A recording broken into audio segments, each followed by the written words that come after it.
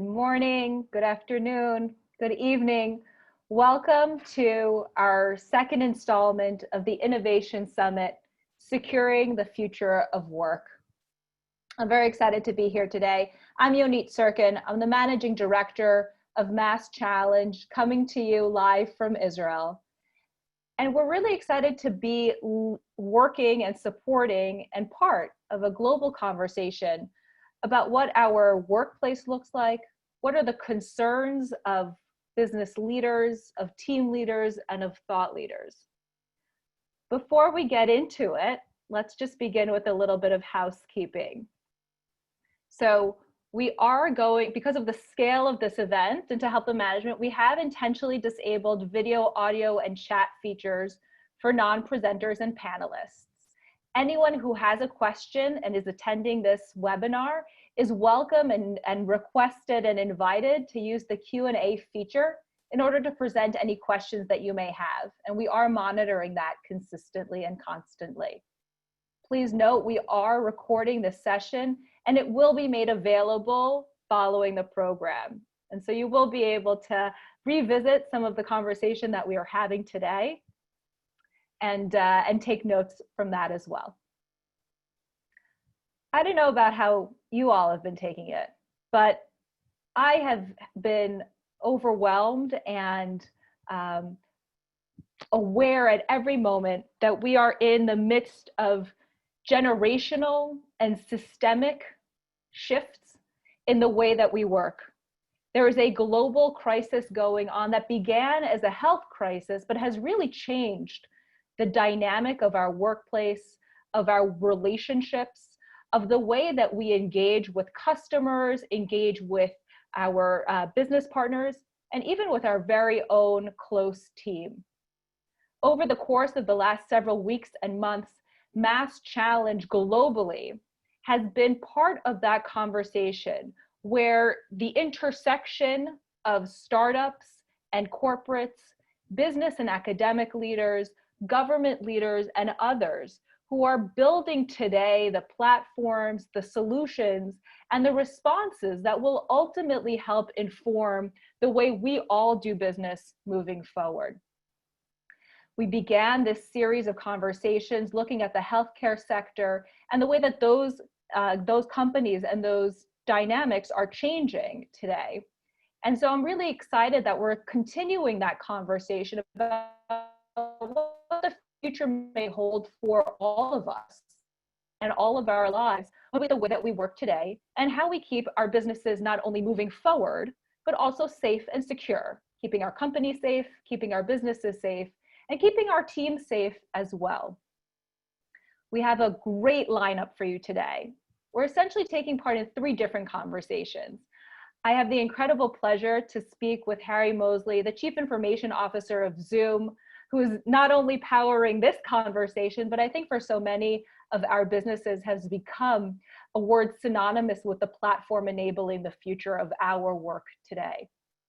We're then going to launch into a panel conversation led by Brenda, Sharton, our partner at Goodwin, who will be leading a conversation about how we secure the workplace and how our business leaders, how our HR leadership are building the right practices so that our companies are not only productive moving forward, but also safe and secure doing so.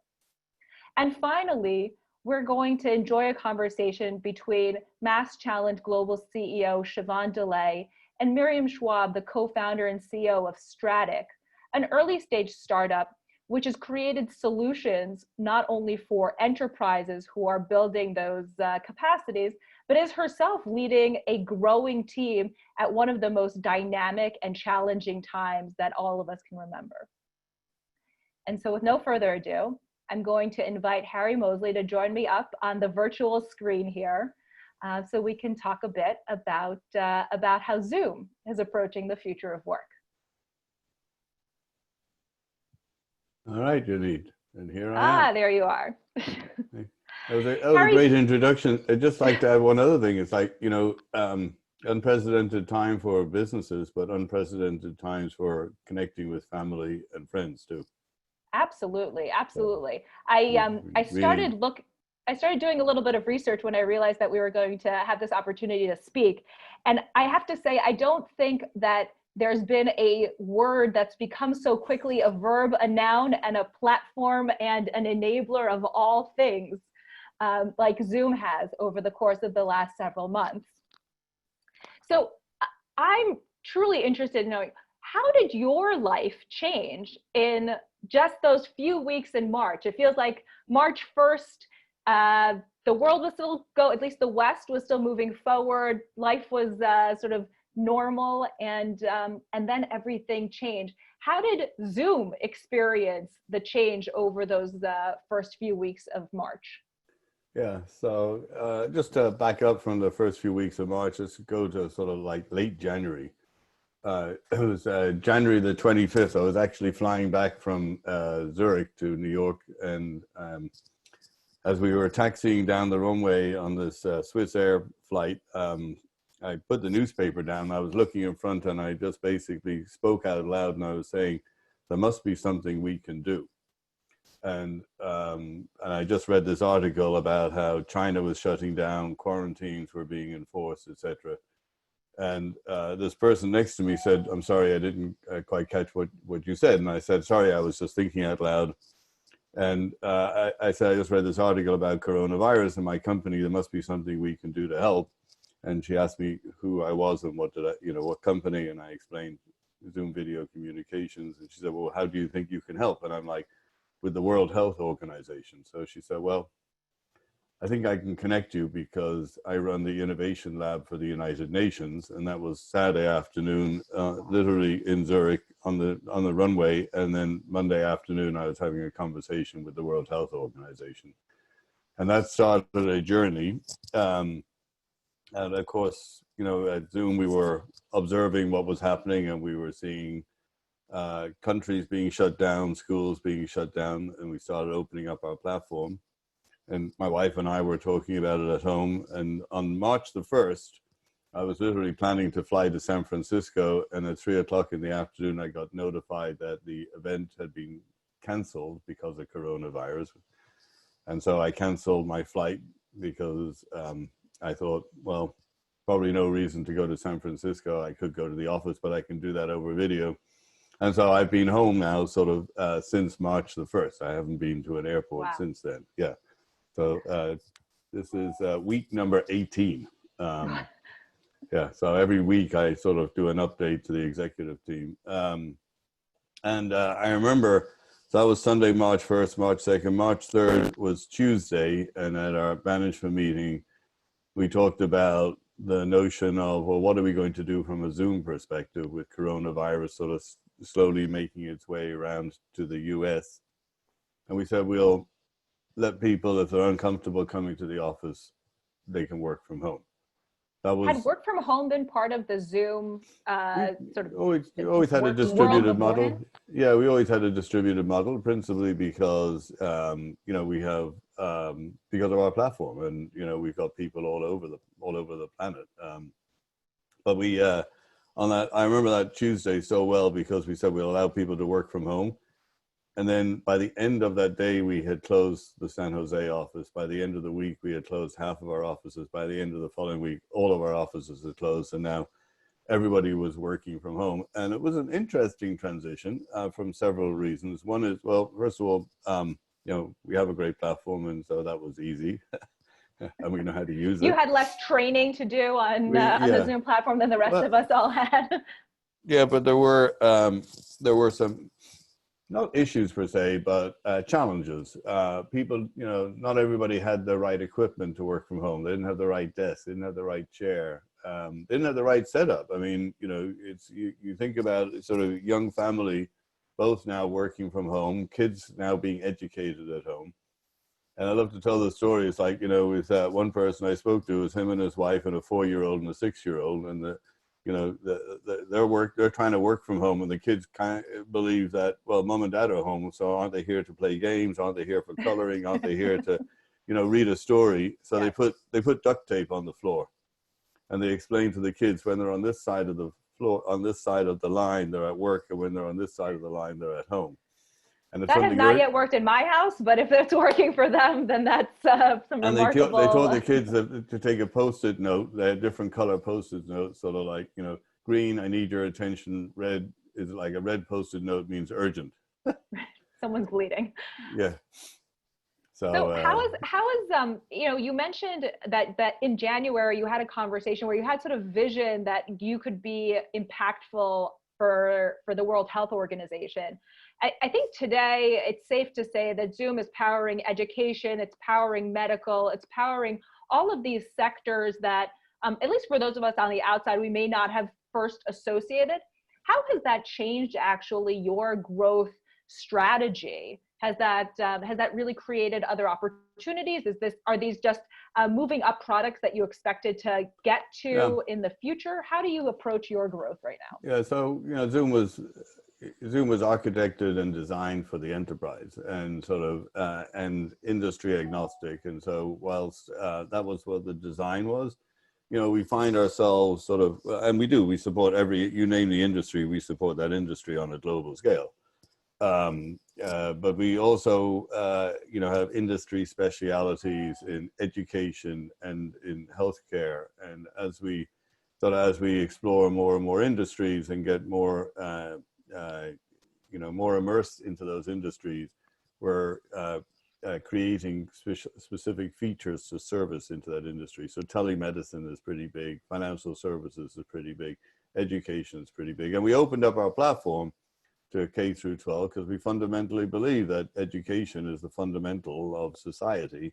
And you know, if that gets stalled, then you stall the higher education. If that gets stalled, then you stall the work environment. And so that's why we, you know, gave away our platform for free to K through 12, or you know, primary and secondary education. Now we have over 100,000 schools in 25 countries running on the platform, as well as, you know, supporting governments around the world. And the British Parliament is one I love to talk about, a 700-year-old organization, you know, running on Zoom. And it's all extraordinarily humbling, to be honest, about sort of how we are keeping the economy running, countries running, and education running. Has Zoom changed or adjusted the team, the way that you work in order to leverage that growth? Yeah. Well, the growth has been tremendous. In, you know, December of 2019, we had 10 million daily participants. In March, it was 200 million daily participants, and then in April, 300 million. And in terms of utilization of the platform, we went from 100 billion annualized meeting minutes to 2 trillion annualized meeting minutes in April, which is, you know, those growth numbers are staggering. So there's two things about the growth. One is the human side, and two is the technology side. So on the human side, you know, we brought on additional resources from great partners. We also retrained some of our people. We also doubled down on the technology and put more AI in place to sort of help automate some of the processes in the internal operation of Zoom. So we were able to scale that side quite nicely. And then on the technology side, our architecture, which is radically different to every other platform out there. We always maintained, capacity and headroom, so to speak, in our 17 global data centers, but we also have great partnerships with like AWS and Oracle. So we were able to move some of our free workloads into those environments. Mm-hmm. And maintain the reliability of the service as well as the quality of the service, and all of the related perspectives to that. Yep. One of the things that I think Zoom has was perhaps faulted for in the very beginning, and has gotten a lot of credit for supporting, is really around the security and the safety of the platform itself. How did it feel on the inside, and what's the sort of work that you were doing in order to make sure, once you recognized the great opportunity and the role that this company was playing in not only, as we described, significant markets like education and health, but really in running economies and running cities and governments? How did you really think through approaching that challenge? and respond so quickly. Yeah, sure. So, a lot of companies would love to go through the growth trajectory that we went through in 12 weeks over the course of, sort of 2 years or more. And, if you had gone through that sort of trajectory, we would have been constantly increasing the security capabilities and the profiles and the defaults of the platform as we went through that journey. But we went through that journey in 12 weeks. And so, and that's why on April the 1st, we pivoted all of our technology resources from focusing on innovation to focus on security and privacy, because now we were supporting all these different constituents that previously we weren't supporting. Every, everybody became the technology center at home, right? So, it's, I remember talking to one of the CIOs for one of our financial services clients. He has 55,000 people working from home. And he said, Harry, I now have 55,000 offices around the world. And everybody's become, sort of their tech help desk.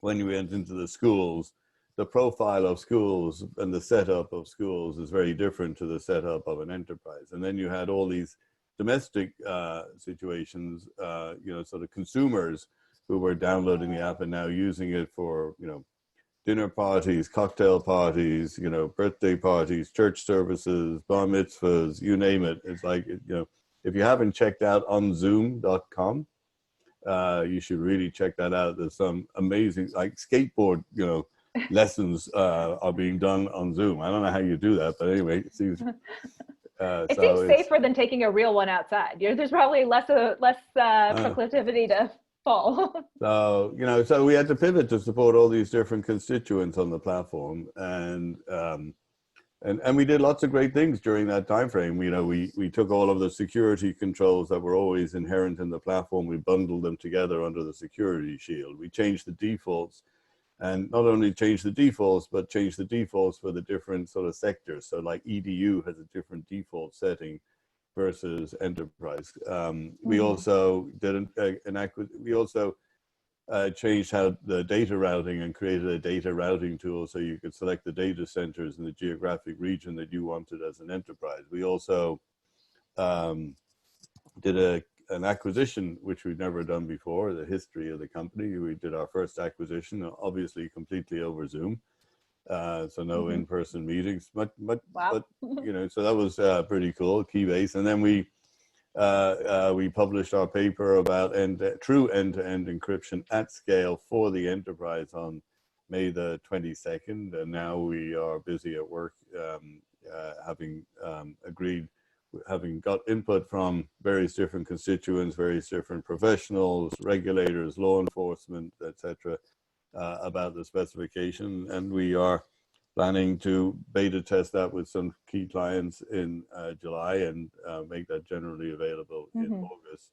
And it's going to be pretty cool. So if you take typical meetings, you'll be able to toggle the end-to-end encryption on and off as needed. So for board meetings, M&A transactions, certain government highly classified meetings, etc., be able to toggle that on for those meetings will be critical.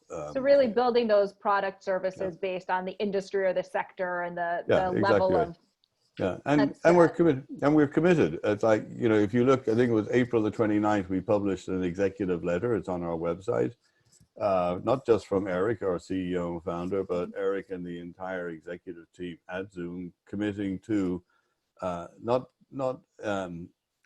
just sort of increasing the security and privacy of Zoom, but creating a whole new standard around security and privacy, given that the way we are now operating, whilst it's not entirely normal and it's very different to the way we used to work, this is much of how we will be working in the future, because people have now understood how video is the new voice and how we can transact business over video without having to get on a plane, without having to travel, very efficiently and very effectively. Look, Goldman Sachs, as an example, did a $2.9 billion stock offering for SoftBank completely over Zoom. Yeah. No one flew anywhere, not a single in-person meeting. I mean, I think that sort of speaks very clearly about how video is the new voice. You mentioned that this is perhaps the future of what work will look like, or perhaps much less travel and the like. How do you imagine your own work looking? You traditionally travel a lot. You have teams all over the world. You've now been grounded for 18 weeks. Is this the future of your work? Is this the new reality where we're going to be dispersed into our own personal one human being offices around the world? How do you imagine and prepare for the future of work? Yeah, so you're absolutely right. Prior to March the 1st, I used to do 3 or 4 flights a week. In the lived at the airport. What's that? Lived at the airport. Yeah, it's it's like when I would travel on vacation with my wife. When I went through the TSA line at JFK Delta Air, they would greet me on a first name basis. I mean, so. I'm joking. That wasn't true, but it sounds good. I suspect they did. At least a few of them knew. My wife often thought they knew me on a first name basis, but that's just a joke. In the and again, so the video is the new voice. And why would I travel? I would travel primarily to meet prospective clients, to meet existing clients, to do an event. People now are much more acceptable to the fact of using video. And so my expectation for the remainder of this year, I don't think travel is going to be on. That's my personal perspective. But even in the future, when sort of things become when we get to the new normal, my expectation is I'll do 3 or 4 flights a month. Okay. So not no travel, but dramatically less. The period between where we are today and whenever that is like it's the next normal, because I think there's going to be a lot of state of confusion over the course of the next several months. We see here in the US, as an example, we open things up. Now we're closing things down again, which is really it's even more stressful, I think, than what actually happened, because, you think about restaurants, you think about the economy, you think about stores, they opened up, now they have to close again. You think about the people working, you think about, it's just so, the stress must be incredible.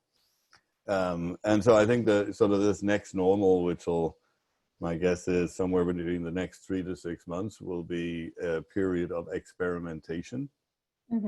I read an article on the weekend where, it's like people have discovered that, it's like getting people to the floors in a 50-story building is really challenging with 4 people in the elevator. It's like, well, you planned the floor. What happened to the elevators? It's like, now they don't have the room in the lobby of the building to house the people to wait to get the elevator. So it's going to be a big experimentation. And at Zoom, we've told all our employees that we will not be opening any of our offices prior to January of 2021. Wow, amazing. Yeah. What do you think comes next? What's the next transformation for video? I love the analogy that you made, that sort of video is the new voice. So if anything that seemed as if it was a phone call is now actually a way to relate and connect to people. What do you think is the next innovation or transformation in virtual connection in this respect? Yeah. So let's think about this now. So, in the past, over the last 5, 7, 10 years, what have we done? We, got rid of the big cubicles. We got rid of the private offices. We created these beautiful work environments. We call them collaboration spaces, where, everybody, instead of having like a 10-foot cube with a big wall, you had like, a 4-foot cube with like no wall. Well, that's clearly not going to work in the future. So now there's perspex going up. People are going to be socially distanced. Conference rooms are being shrunk to be, no more than 5 people in the room. If you need to have a bigger meeting than 5 people, you're going to have to use video between the 2 rooms. The bathroom models are being changed. Canteens are being changed, if not closed. Coffee machines, copiers. It's like, one way corridors on the floor in the office. And so that's kind of like on the employer side. On the employee side, people have found that they're really productive in working from home in countries where it works, like in the US. If you don't, but not for everybody, because some people live in, small apartments with, and so it's crowded with your kids as well. And then, countries like India, as an example, where the technology hubs, the office environment is really like a village. Dry cleaning, food, gym, libraries, education, daycare, what have you. So it doesn't work for everybody. Right. So I think we've got these two worlds. So that's part A. And part B is, sort of collaboration in the old world of life before Corona, where everybody was in the office, worked very well. Collaboration in a virtual environment works very well too. The challenge is going to be coming when you have between 1/3 and 1/2 of the people in the office and the rest working virtually. How do you do collaboration in this hybrid model? And I think we're going to see some cool innovations in that space to sort of bridge that divide. But last point is, it's like everybody. I use this phrase: everybody is now a millennial. And why do I say it's like sort of my father-in-law loves when I call him a millennial. Why? It's because he's Zooming with his grandkids. He's Zooming with he's Zooming with my wife. He's Zooming with his son in Switzerland. Whereas sort of in the past, that was sort of seen to be sort of not something that somebody of that age would do. And you look at investment bankers and M&A who are also now using Zoom. Wealth managers are using. Everybody now understands they don't need to travel anymore. Right. They finally sort of woke up and smelled the coffee. This is super exciting. It is very exciting. Harry, thank you so much for sharing your thoughts about not only how Zoom has really grown and become the platform that's enabling our economy to continue moving forward, but also your thoughts about the future of where not only the platform goes, but how we will all continue to adjust in the real estate, the travel world, and of course, at all of our offices and families. Thank you. Thank you very much, Harry, for joining us today. Well, thank you for the opportunity to be here, and I wish everybody on the call to stay healthy and stay safe at work and at home. And if we can help in any way from Zoom, please ping me directly. Thank you. Thank you so much, Harry. From a real great overview about where the future of work lies, I'm excited to invite up Brenda Sharton, partner and chair of privacy and cybersecurity at Goodwin, to moderate and introduce the next panel.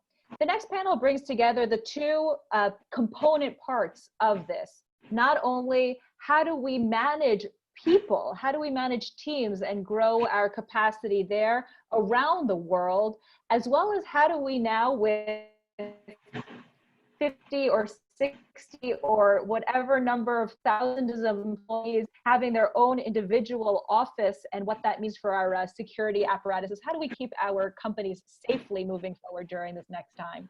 Brenda, I turn it over to you. Thanks, Yonit, and thanks to both you and Harry for that fascinating conversation. What a tough act to follow.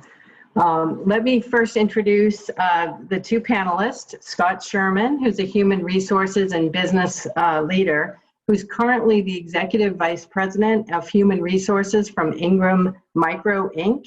And he oversees all aspects of HR worldwide for that company. And then Sam Curry from Cyberseason. I know all know that, Cyberseason, and he has 20 years of IT industry experience and is currently the Chief Security Officer at Cyberseason. He's also a visiting fellow at the National Security Institute. I want to just set the scene a little bit. Yonit mentioned Goodwin, and many of you might know as a global law firm, probably have worked with my partner, Bill Schnoor, in our top-ranked tech practice. I chair our privacy and cybersecurity practice. We're going to talk today about work from home, the last 4 months, what's coming, and the goal is to get you a lot of practical tips. What are we seeing and what can you do to reduce risk? I'm not going to say to protect yourselves completely. I think one of the biggest things is, prior to COVID, if you think about it, we all were expecting that the big shakeup event would be a computer virus that would shut down everybody's systems, and everybody would go scrambling old school, trying to, cope in their businesses. And most people were ready for that as the biggest risk. What happened is the exact opposite, right? We had a human virus that brought everybody online from home, from their workspaces, such as they were, as Harry mentioned, what equipment they had. It was a huge transition. We at our privacy and cybersecurity group, and we do cyber attacks of all kinds around the globe, noticed in late February, over a week or two, an uptick of 3 to 5 times the number of cyber events. And cyber criminals love a good crisis, and they take advantage of any crisis. And so as the entire workforce went home, got on Zoom, and got up and running at home, they sought to take advantage. And we just saw a massive uptick in cyber attacks of all kinds. Everything from, I have a scale of 1 to 10, a 10 being a nation state attack, to a 1 being, sort of your Office 365, 1 or 2, unless they get you to wire money where it shouldn't go. So we scrambled. We've been doing everything we can to get the word out, working hand in glove with our cybersecurity clients like Cyberseason. Sam, I'm going to pick on you first. Sure. So we've had a lot of these conversations over the last 16 or so weeks, 16, 18 weeks, depending on when companies shut down. It's changed. First, it was getting the remote workforce. What are the risks you're seeing now? What are the biggest risks, and what do you have to say to kind of manage those risks? Yeah, so there's, Brenda, great question to start it off. There's, let's differentiate between what's happening and how risk registries are changing, and then what we can do. So the first thing I would say is that the bad guys didn't do everything possible, but they focused on really going after I would call it low-hanging fruit, but at scale, right? So we saw all the attacks we've seen for years suddenly get cranked up. It was as if they realized, I used the analogy a while back of molting, right? The crabs shed their shell as they grow. And so suddenly we saw all the crabs coming out of the beach and shedding their shells, right? And what that meant was the attackers said, I'm going to take everything off the shelf I can. I'm just going to blast it. And it manifested as DDoS attacks, meaning essentially trying to overwhelm systems and people and bandwidth in target accounts, but also phishing was hugely up. So, it's not that phishing attacks are particularly brilliant at the best of times, but there used to at least be some modicum of work that had to be done in order to scope out your target and figure out what would make them click. We all got a common watering hole with COVID-19, right? This was something we all wanted as citizens, as employees, as human beings. We wanted to do the right thing. So it became the most incredible clickbait. And so we saw a huge increase in that. We also saw things like fake applications. There were fake world maps that were saying, hey, come here to see how the virus is spreading. We saw a fake World Health Organization application that was really just trying to get victims. So in the immediate phase following COVID, we had to get the basic hygiene right. And so I'd say, look, cyber hygiene is different in a home environment. But I think the most important thing we can do is realize we have adaptive opponents. They're now starting to dip deeper into that long tail of techniques that they can employ. They've developed some new ones. We expect to see them spread their targets. And so I don't think we're going back to the old world anytime soon. What we've got to do is say, how do we get safety right for people? How do we take into account what home environments look like with shared computers, with home automation, with IoT, with printers, with routers?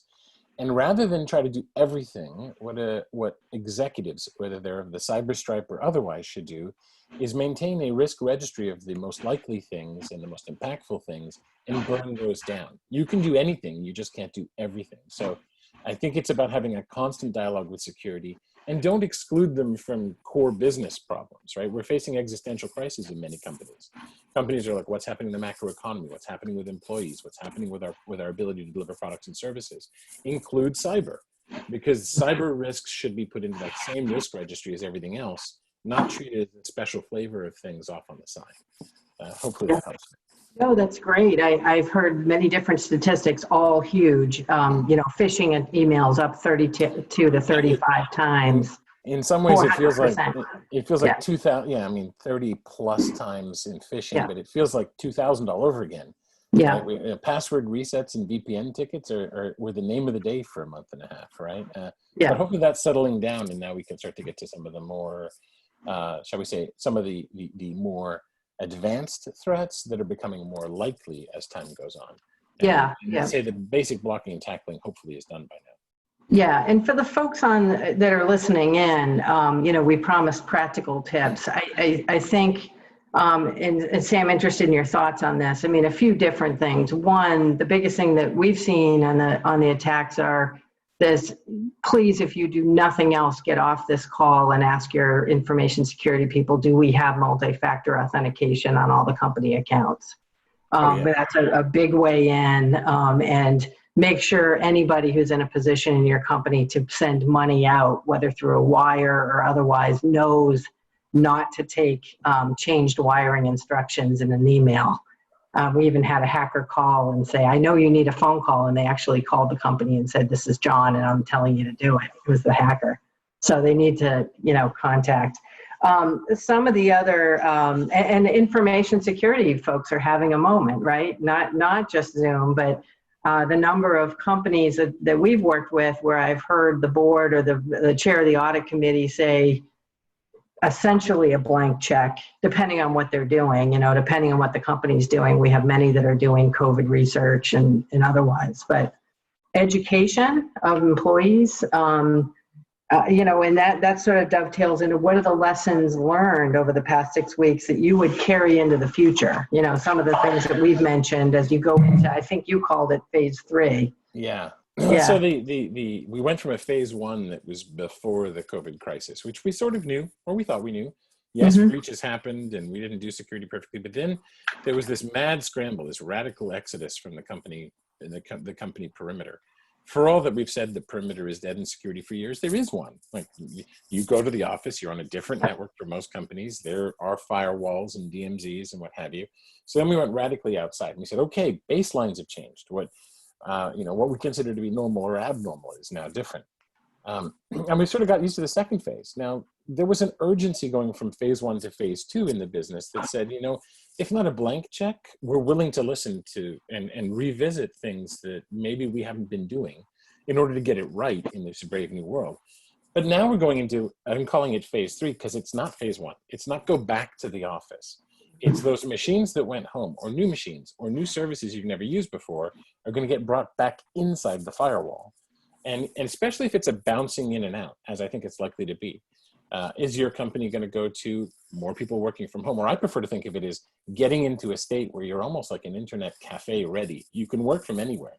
You can even, if you do this correctly, avoid centralization, avoid things like lateral movement. You can say connect on an insecure network because we've taken care of it in our model. That's a possibility. We could get to a state where we're more secure remote than we were inside the office because we don't take these things for granted with a perimeter. So some practical advice.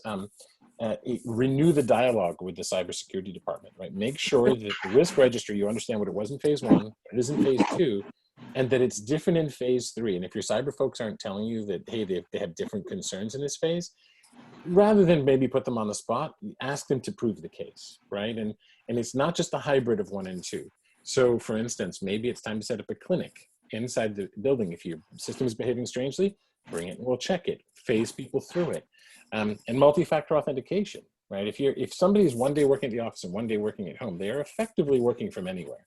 They still need the checklist that you started to outline, Brenda, which we can happily share. We have some on our website as well, just general security, what you should be concerned about. That stuff is now permanently true. There is no going back inside and saying, hey, I'm going to fit myself back into the old shell and say, hey, life is good. So that what might you bring back into the office, and then wave 2, wave 3, whatever happens in the macro world with the virus, which is a big source of existential threat for companies, we should just take for granted that we should be working from anywhere going forward and model for that. Yeah, that makes a lot of sense, Sam. And, being kind of mindful of that, I think I might have maybe buried the lead. For those of you not in the US, there are data breach notification statutes in all 50 states. They're all similar, but they're different in every state, even though they have some similarities. And so what you're trying to do is prevent not only money going out the door, but the information and the data either being held for ransom, or a hacker gets in and now you're having to notify not only under GDPR or the data breach notification in the US can be quite complex and then lead to enforcement action. So there's a lot at stake here, as well as the company jewels I mentioned. So education of employees, communication, I'm going to pivot to Scott in a second. Sorry, Scott, we get going on the cyber, but we're really dealing with human beings. And at bottom, a lot of this can be fixed with or a lot of the data breaches come with human error. When you're talking about communication, one of the things, another practical tip for the audience is, how will your senior leadership communicate if your systems are down? Set up a secure texting app now, not a regular text, but a secure texting app that has your senior leadership on so they can communicate. And Scott, that's a perfect pivot for you from an HR perspective. It's been an interesting time to be, in charge of a global company. And I know you have employees from Dubai to China to Europe to the US, all over the world, and great tips on keeping folks connected and communicating in this time. But maybe you could pick it up from there. That would be terrific. Yep. Sure. I don't want to go after just don't want to do that. So as reference, we've got we haven't stopped working. And so at Ingram Micro, we've got, with regular and temporary associates, upwards of 60, 65,000 people. And our distribution centers have continued to work, going to those centers because we need to ship. And at the same time, everybody else, with rare exception, has been working from home. And so we've been living in both of these worlds now, really since the virus came out in China, but all around the world. And what I would say is this is a surprisingly large opportunity for leaders to reset culture and build trust. Harry mentioned, do folks have the right equipment, desks, and chairs? I would ask, are we doing what we need to do to have the right mindset? To go a little bit with what Sam had said also, we didn't have a plan for the whole world to stop working from offices all at the same time. And we didn't have enough technology to deploy. Forget the chairs, right? Folks, please sit down someplace in your home. But we didn't have the right tools and technology. And with that, we didn't have the right mindset to do that. So one of the biggest tools you need is that mindset. You need the mindset about how to be productive, but also how to be secure.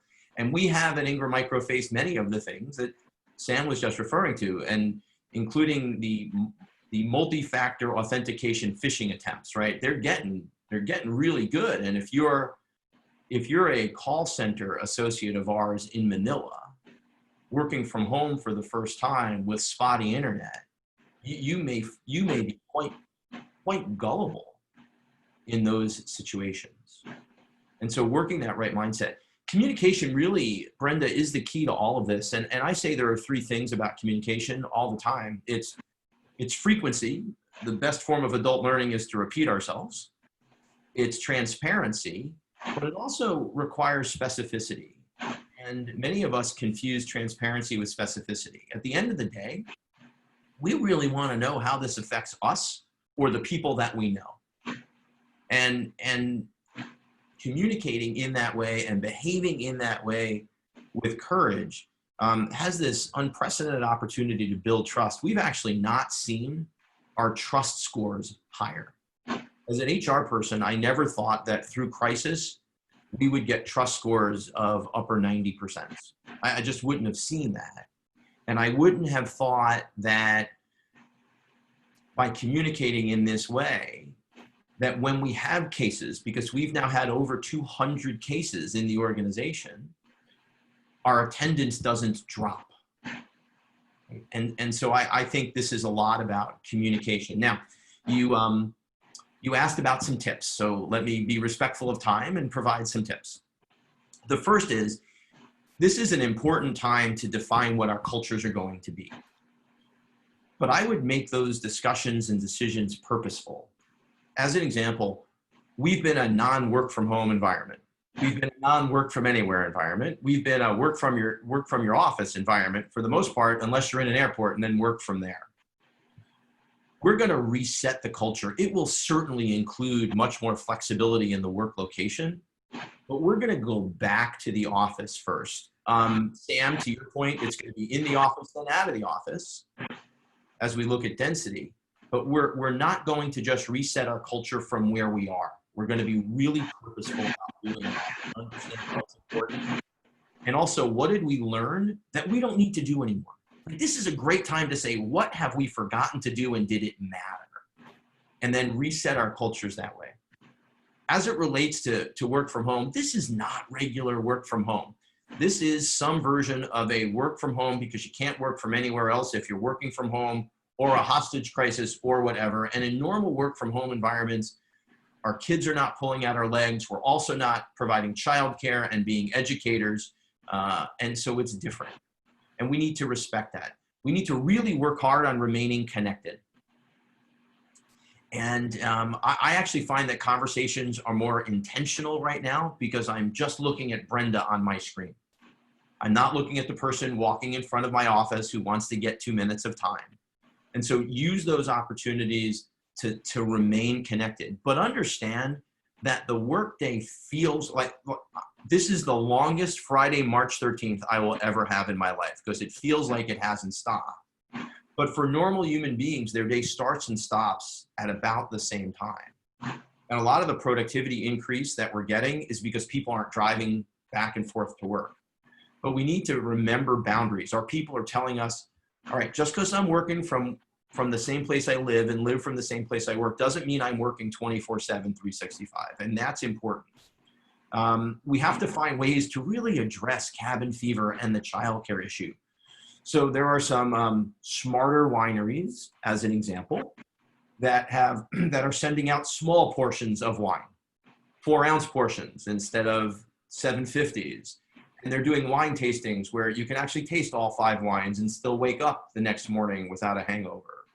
Or some are playing bingo or doing dance parties. We ran a science program for kids in time zones all over the world to give parents a break from their kids and kids a break from their parents. And these are all very simple things that I think we can do. When we were talking last week, I mentioned that I'm trying to end meetings 5 or 10 minutes early now on the condition that people will use that 5 or 10 minutes to go for a walk. Many of us just don't get to go outside right now. So find those opportunities. Do your one-on-ones while taking a walk in your community. You're going to be virtual either way. And so those are just some practical tips that we're deploying or that I have stolen shamelessly from another company. That's terrific. Now, those are all great suggestions. So just following up on what you said, which I thought was brilliant, is that the mindset, it's a mindset difference. And Sam and I were talking earlier about how this is the time for education, for table talk exercises, in this quiet moment, if you haven't been subjected to a cyber attack yet. This is the time to get ready. Check your cyber insurance, things like that. What are you doing from an HR perspective to educate when it comes to cyber threats or this new environment generally? Yeah, so we've done a good bit, never enough, but a good bit. And some of it has been in response to some really well done attacks. And so we communicate with a different intensity when it is a response to something that's real. So our folks know, something must have happened. So we've continued our normal training routine. We probably did not right away recognize that our team in Manila never worked from home before. And they may have said, oh, I don't need to, I'm making up an example, I don't need to access through the VPN. That's just going to slow me down in my really lousy internet in my apartment. And so we've gone through and we've been doing a combination of, I would say, written communication, but also then short videos, some of which are more human being spoken, some of which are a little more animated, different types of communications to remind folks along the way. Our business continuity planning never envisioned all of us going out at once. It just didn't. And so we've been picking that up on the fly. We did within a few days have a communication method outside of the networks to get to people's homes or cell phones with confirmation of receipt of message and things like that. So we did some messaging. We've done a few things, but it is somewhat traditional, Brenda. Yeah, there's a lot. I mean, there are things, you know, telling the employees, you know, if it seems too good to be true, it is. You know, COVID tests, phishing emails with tests, things like that. If they've never heard, wanting to pay their bill via a yes, credit card exactly. when they've never paid their bill early before. Yeah, sure. Yeah. Or they've never heard from the CEO before. They suddenly hear from executives on a platform that they wouldn't normally communicate. Those are all high alert situations that, you know. My boss never asks me for the payroll on all 35,000 of our people and their bank account numbers at the same time. Yeah. Exactly. So I think we're nearing the end of our time. Sam, any last word on any of that? I want to give you I would just encourage people to be of a skeptical mindset. We're going into a phase with perhaps wave 2s or 3s. There's going to be expect around politics now to be going into a phase of uncertainty and a lot of disinformation, misinformation, phishing.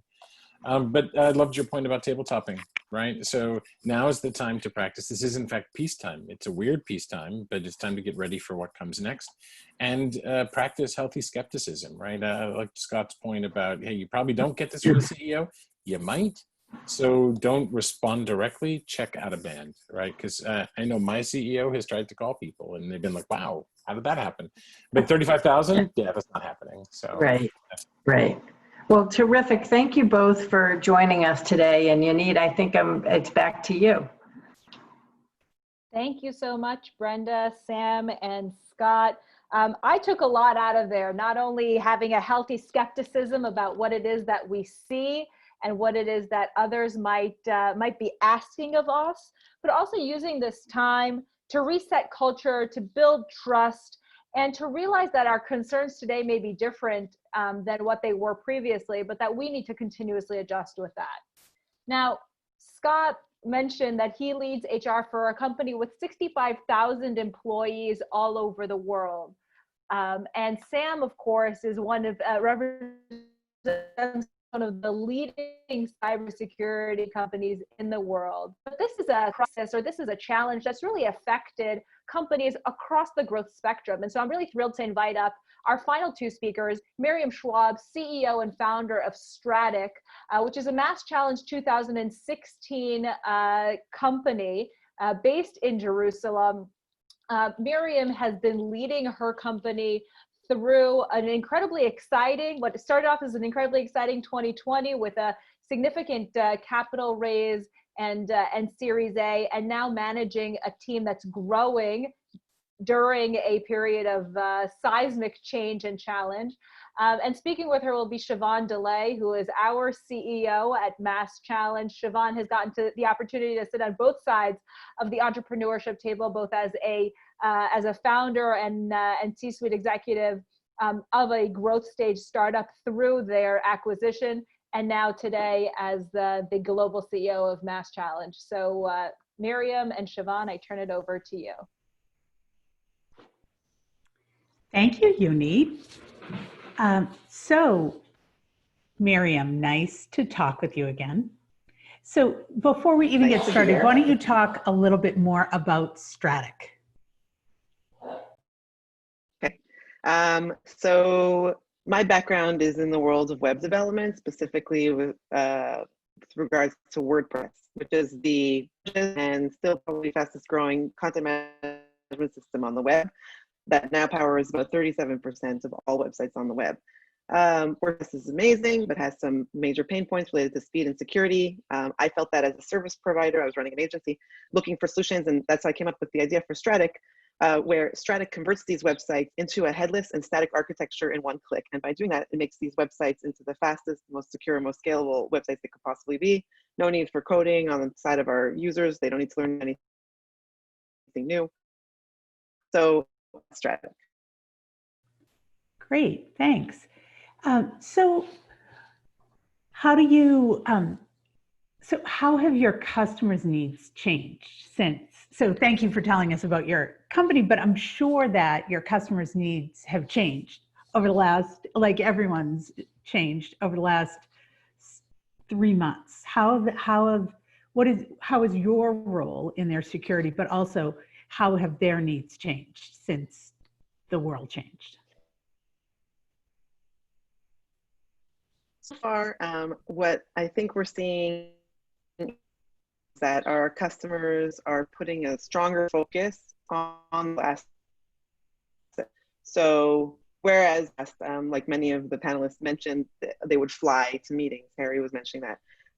Now the window into their businesses or their enterprise is through their website. And so they want to make sure that that website is as fast and secure as it possibly can be.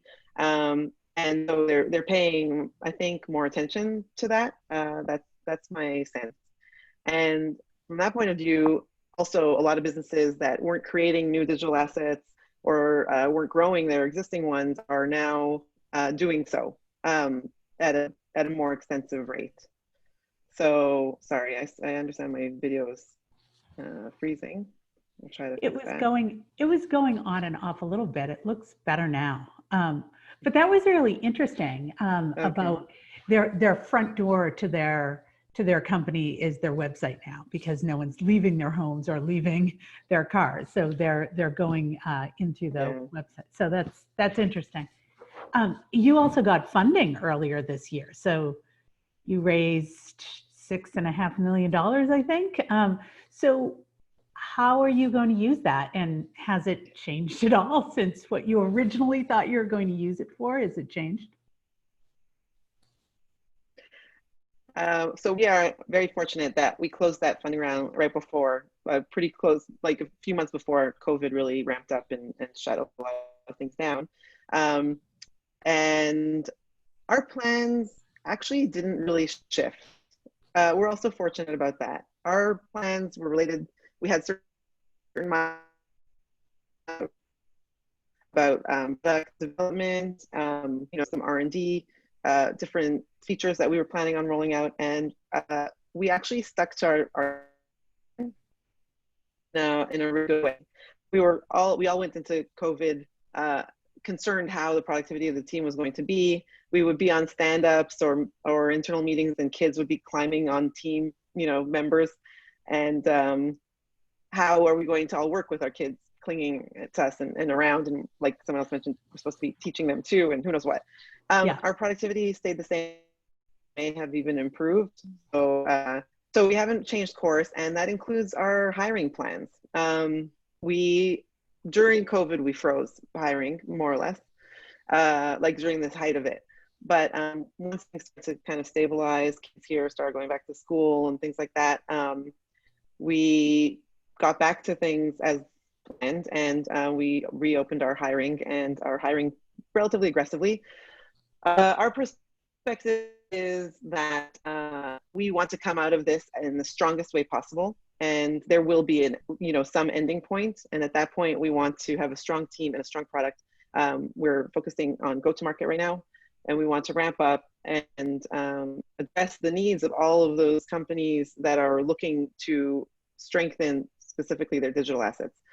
So things have more or less stayed the same, except for our office situation, which has changed dramatically, and we are all working from home. So yeah, aren't we all? So one of the things, I've been speaking with startups every day for the last several months, and the first thing everyone talked about was cash flow. It was just, how am I going to survive? and cash flow was top biggest concern. And then pretty quickly it shifted because customer acquisition became the issue, because there's so much that happens face to face, even when you're a tech company. So I think you came across this. You would often reach new customers by going to a conference, have face-to-face meetings. How has that shifted for you? And if it has, like how have you adapted? So in our industry, which is the WordPress industry, there are some very integral and significant conferences that happen every year, and we would make a point of going to them. Usually I would speak at them, and they would generate a lot of new kind of friendships, connections, and things that would potentially lead to business transactions. That's not happening now. So I've continued speaking at online events, like for our local industry, for our industry, wherever they are. I spoke at the WordPress London meetup. I didn't have to go to London, which was kind of sad because I love London, but I still was able to speak to that community from here. And I spoke at the WordPress conference, which was WordCamp Europe. We shifted it to online, spoke there, it went really, really well. I actually was able to create greater connections during my talk there than any other talk I've given, because I could see the chat as it was happening while I was speaking and address people's thoughts and questions and feedback while I was speaking. So it actually created a very direct connection with the listeners. Whereas when you're speaking to a live audience, usually blank faces, you don't know what they're thinking. I really actually love that. And I think that actually that works out really well for us, for me and for us as a company. So we're going to continue, making the most of the situation. I'm speaking at another conference. It's next week, JavaScript for WordPress. In a way, it enables you to reach a much broader audience, because people don't have to fly to attend. Some people can't fly for financial reasons. Some people can't fly for family reasons. And this makes it more accessible to everyone and expands the audience in a very significant way. So, making the most of it. Yeah, that's really interesting. So you're getting connected with people you never would have gotten connected to, even if you flew to London, even if you flew somewhere else, because of their ability to travel or be where you are. That's really interesting. So I could talk to you for ages, but we need to finish up now. So lovely to see you, and thank you so much. And I think we're passing it back to Yonit to close us out. Thank you, Siobhan. Thank you, Miriam. What resonated for me loud and clear over the course of the last hour that we've had together is that we are really at a moment of cultural shift, where things that we didn't imagine, ways of connecting and building relationships with our own team members, with potential customers, and with business globally are really changing.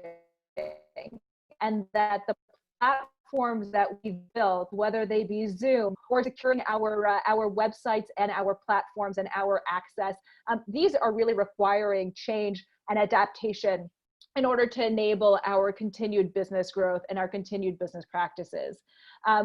Harry, Scott, Brenda, Sam, Miriam, and Siobhan, thank you so much for lending your voice and sharing your experiences of how this cultural shift is really building a new dynamic for your own businesses and for your own industries. As I mentioned when we started this conversation, this is part of a series of discussions that we're having about the way that our future will look different than the past. We know that the future has a lot of question marks, but apparently we're not going back to the same status as we were in just a year ago. And so really, as we look to think about what the future looks like, we invite you to be part of these conversations and to continue learning and sharing those practices with us.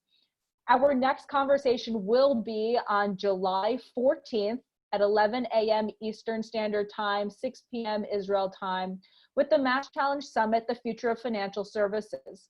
We're bringing together leaders from the fintech and financial services industries to discuss the challenges and opportunities that have been arising as a result of this current health and economic crisis. We've already got a great lineup confirmed, including Mass Mutual Ventures, the CEO of Payphone, AARP Innovation Labs, Fidelity Investment, Genivity, Trust and Will, and many others. And so I invite you to join us. The link is live now, and we look forward to your attendance on July 14th and seeing you once again. Thank you all, and have a good rest of your day, a good, safe, and healthy rest of your day. Thank you so much.